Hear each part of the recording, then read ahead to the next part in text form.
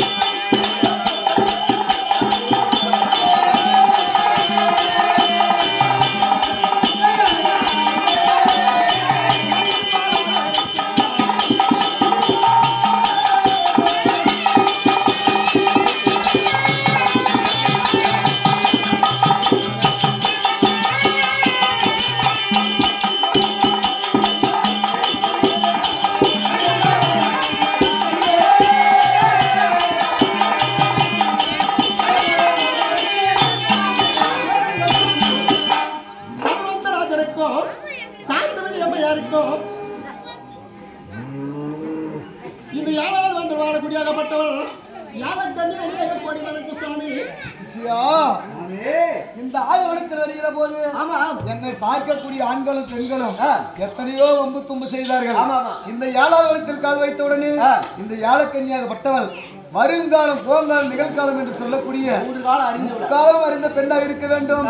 என்னை போல பக்தியில சிறந்த பெண்ணாக இருக்க வேண்டும். ஓடோடி வந்து என் பாதத்தை படிந்திருக்கிறாள். பாதத்தை படிந்தால் ஆசீர்வாதம் கொடுத்து விட்டு நாம் ஆண்டவனை பார்க்க புறப்படலாமா?